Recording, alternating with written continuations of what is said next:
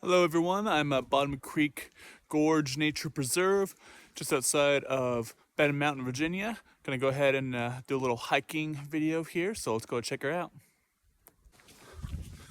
So this is actually going to be a part of a new series actually that I'm going to start uploading. It's gonna be called Lost in Appalachia. It's basically where I go to kind of out of the way, not super well known about places in Appalachia. Usually with focus on like historical areas, if there's like ruins there, like kind of areas that have been lost to time. I thought Bottom Creek Gorge would be a great place to start because not only is it very close to where I live, it's about 40 minutes outside of Roanoke, but there's a lot of really interesting history, and I've done this hike many times before in the past. Probably my favorite time to do it would be in the fall because it's just so pretty out here, but I'm doing it kind of in very early spring. You can see there's still lots of trees that haven't gotten their leaves yet, and it's not super cold. It's about in the late 30s, early 40s, I believe. So really good hiking weather. It's supposed to be sunny and gradually warming up throughout most of the day. First stream crossing of the day. So see this little bridge here is built by Troop 352 of Locust Grove United Methodist Church, Boy Scouts Service Project.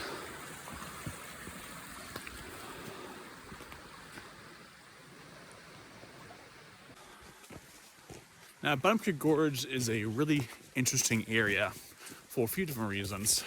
So, it was formed from South Fork of the Roanoke River. It's got a stream that kind of forms a series of small, broad basin waterfalls referred to as the Kettles, which we'll see later on. Also, at the very end of the hike, it has the second largest waterfall in Virginia, which is very cool, although unfortunately, you have to view it from very far away because it's basically across the gorge itself. So you have a nice view of it, but it's not like at like the Cascades, where you're like right up in front of the waterfall. It's quite far away. And there's a nice diversity of vegetation. There's some upland meadows. There's a little pond. You got some pines and some elm trees. And it's not too steep overall, the hike. It's fairly tame. So it's one of my favorite hikes, honestly, in the area. Settlement of Bottom Creek Gorge began in the early 19th century. During the Civil War, deserters from both sides of the war actually came to this area because it's very rough and the terrain is quite foreboding, so they came here to escape the armies. And you can actually see remnants of their cabins, which we're going to go ahead and come across later. Now, going into the 1900s, there was also a small community of families that was about 40 or so families that lived here up until about the early 1940s, living a very hardscrabble lifestyle until eventually the community gradually died out. People either, died or their, relatives left and their kids left. And so nowadays it's part of the Nature Conservancy. It's been that way since the 1990s. Now this is just one of those ruins of those old houses. Possibly, I'm not really entirely sure, but let's go check her out. Some old bed frame over here, quite rusted out.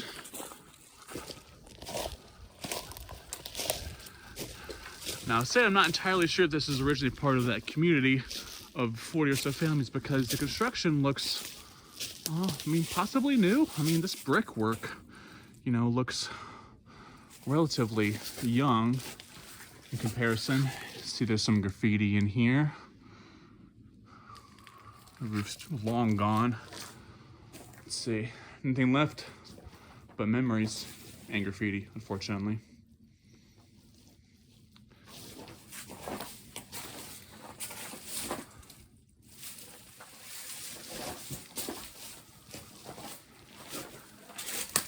So, nice rusty window frame over here. Really makes you wonder about who used to live here. Fascinating. drink Coca-Cola. Now you got these old rusty barrels here as well. Look like probably used for target practice. Maybe even as burn barrels as well. So more evidence of long forgotten machinery. I love how open it is here in the fall and winter. I mean, you can kind of just see everything out here. This was during the summertime. I probably wouldn't have been able to see that old house. So another reason to hike in the wintertime. There's a woodpecker out here. See if you can hear him.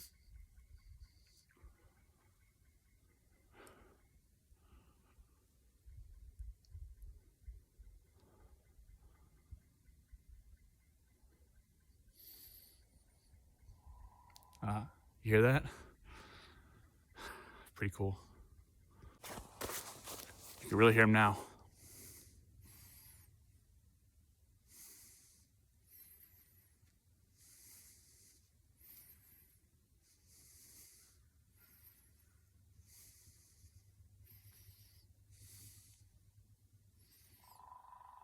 Oh, there he is. Remnants of some old fencing, some old bricks. Definitely tell this area was a home site at one point in time.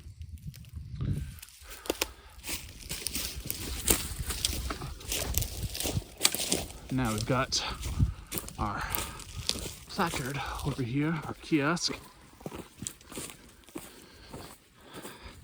Little history for you if you care to pause and read it.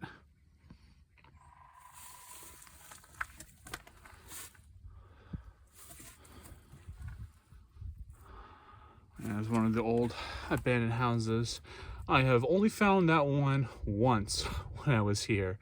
Now, I may go ahead and be able to find it again because, of course, it is so much more, visibility is a lot better out here during the winter time. But I tried to come back and find it during the summer once, and there's, no way. It grows quite thick around here. But, it's quite a nice area. Being that it is a nature conservancy, there are no hunting, no dogs, no fishing allowed. I actually saw when I was here a while back, I saw the biggest buck that I had ever seen out here in the nature reserve when I was out hiking in the fall one time. Full rack of antlers, probably like at least maybe like 12 point easily, and he was kind of just staring me down on the trail.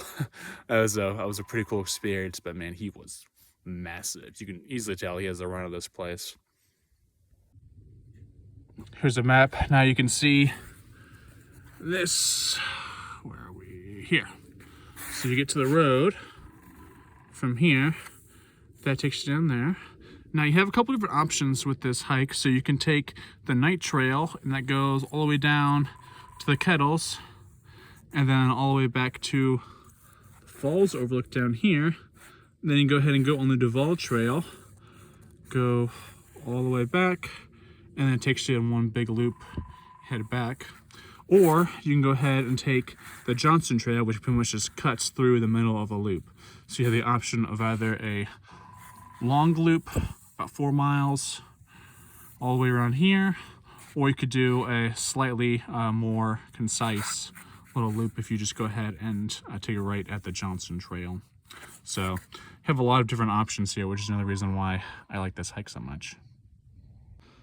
So we've come to our first split in the trail, so we're going to be heading down the night trail because this takes us down to the Kettles, which I'm very eager to show y'all. As you can tell, there have been a few storms coming out this way recently. There we go. But overall, it's quite nice. It's starting to warm up out here. I'm loving life. Got a small pond out here off to the right of the night trail. Now, one of the reasons that this area was chosen by the Nature Conservancy was because it has a really nice species diversity.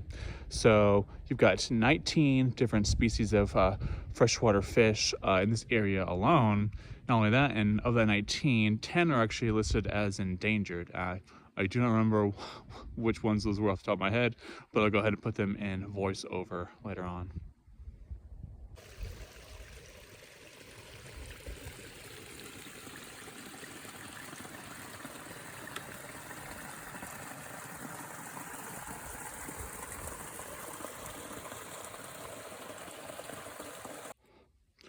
Second stream crossing of the day, although you can see it is quite low owing to it being wintertime. Not long before the kettles now. This has actually been one of the coldest winters we've had in Virginia for quite some time, at least in my part of Virginia. Now, what I'm really hoping that translates to is, fingers crossed, less ticks in the summertime. These past few winters we've had in my area have been just so mild that the ticks have just been so bad during the summertime. Gotta hunch down here. Get under that tree. And like last summer, I was out hiking with a friend of mine, and you know, I almost always just wear pants when I'm hiking, just because I mean, I never really know kind of what kind of terrain I'm going to be going through, but it's going to be really thick brush. I don't want my legs scratched up. I don't want trigger bites or tick bites. And he wore shorts, and he was just brushing and just those things off of him just constantly. So here's hoping ticks aren't nearly as bad this summer. You can see down there is the Roanoke River. This is where we're heading. We've got a road up there, and then a house, down that way. I'm not sure if that's abandoned or not. Probably not. When you walk these trails, you can definitely see how this would be a favorite area among deserters, people trying to get away from other people. Now, it may not seem difficult for a seasoned hiker, but keep in mind, none of these trails existed, 150, 170 years ago or so. So, just imagine how difficult it would have been to navigate this area with no trails cut out through the rough wilderness.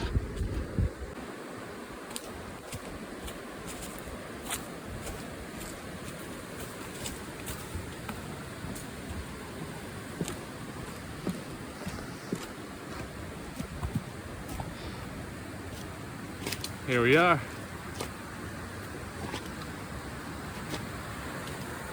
There's the kettles. Oh, isn't that gorgeous?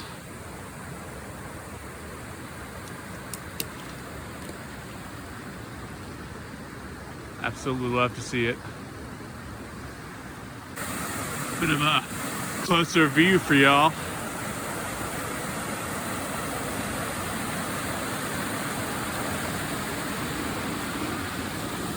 See a nice big hill that way, screwed by the sun.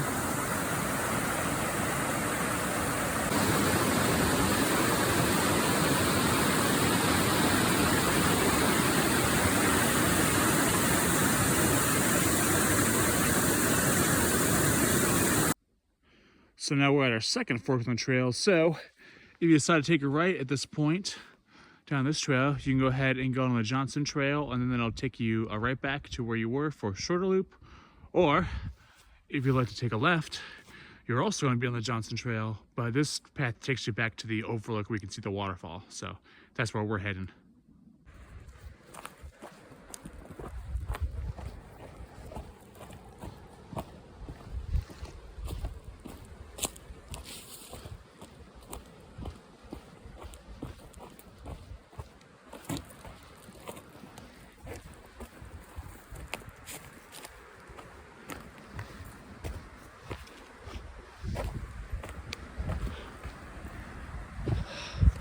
There she is.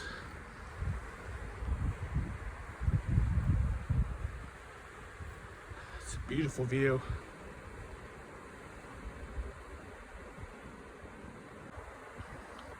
This waterfall is around 200 feet high, possibly a little bit more.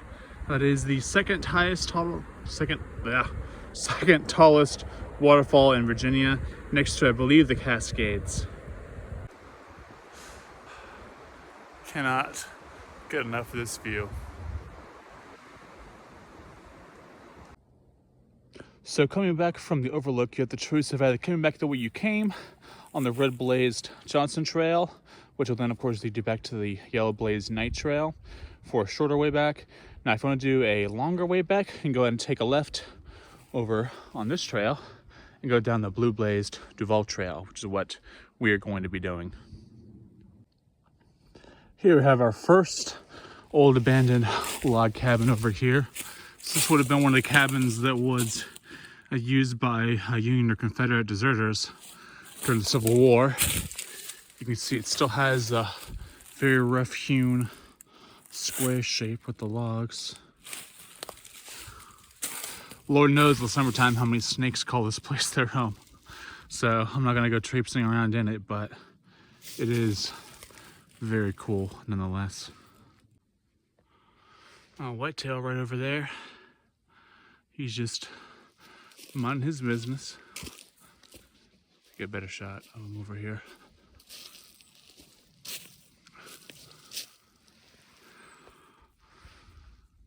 And there he is. Huh. Works with deer too.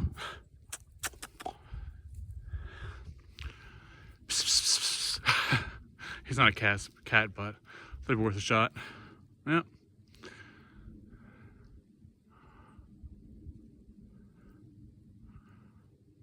And you can really see how his camouflage is just so good for this time of year. If I didn't see him move, I mean, I would probably barely know that he was there. Super cool. He's also got a friend up there. I don't know if you can see him. He's right there in the center, kind of under those shadows there. I always love to see these guys out and about. So as you can see, this trail requires a good bit of maintenance. Normally it is not this overgrown or doesn't have as many fallen trees, but I suspect that's just because we've had a couple snowstorms in here recently and they haven't had time to get anybody out here yet to come do some chainsaw work. Still very nice, pleasant hike though overall. Here's our other old dilapidated log cabin from the Civil War. You can see this one is in a bit of a better shape than the other one. Not by much, but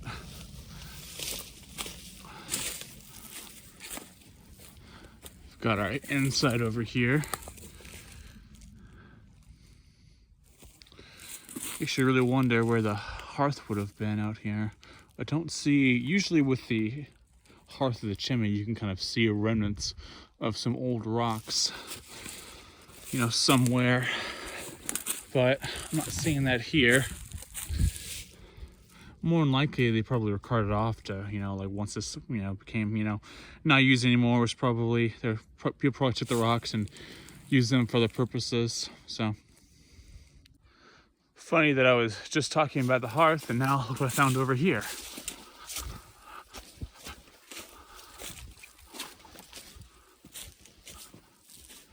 Yep, that is most definitely a hearth. Very cool. And you can see over there another remnants of like a little cabin down that way. You know, maybe like a little outbuilding, like an outhouse, not an outhouse probably, but you know, something of that nature.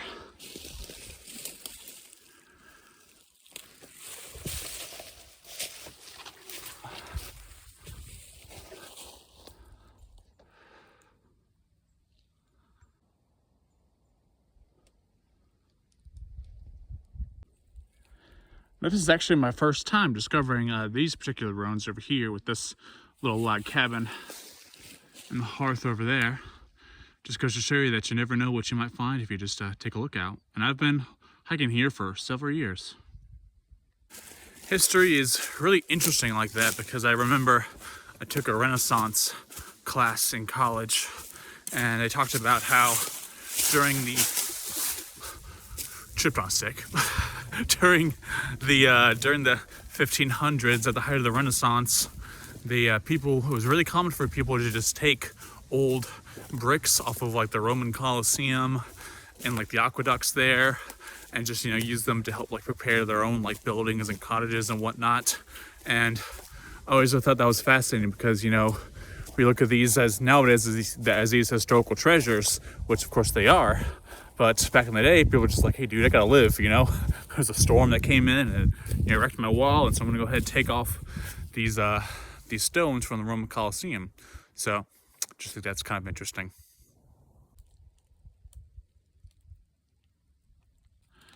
Yet another abandoned log cabin.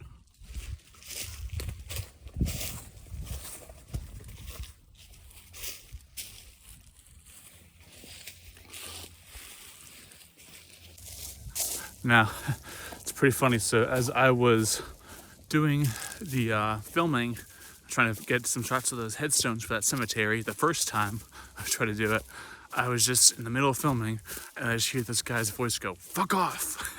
And then so I kind of looked up. I was really startled. So I was like, "Whoa!" And then he's like, "Oh yeah, sorry about that. You know, I set it to my watch. You know, that's who he was talking to." And like I'm over here thinking like, "Oh, is this some, you know, like crazy dude? Maybe he's like a member of the family or something. You know, it's like, you know, kin to whoever was lying on the ground in that cemetery. He's pissed off at me doing filming there." But nah, he's just another hiker, just like me. But I was just, dude, you scared the shit out of me. He's like, "Oh, sorry about that." But yeah, little embarrassing moment for me. You're welcome. So this part might honestly be my favorite part of the hike, because you can kind of see there's some interspersed upland meadows up here, and I don't know, it's something just so peaceful about just walking through this area, just with these little openings here and there, and it's really quite nice.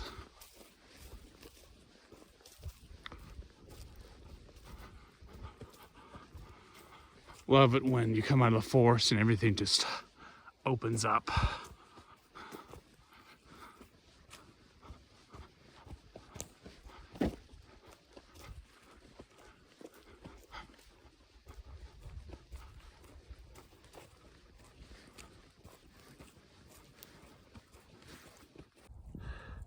Here you can see an old family cemetery over there. I'm not gonna step over this gate in respect for the dead, but I'll give you a little look around.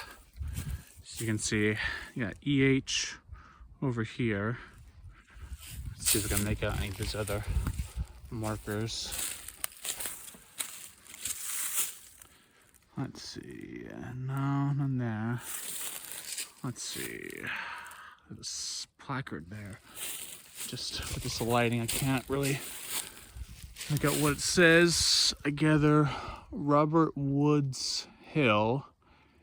I think it's 1856 to 1935. I don't think y'all gonna be able to see that, but that looks to be the case.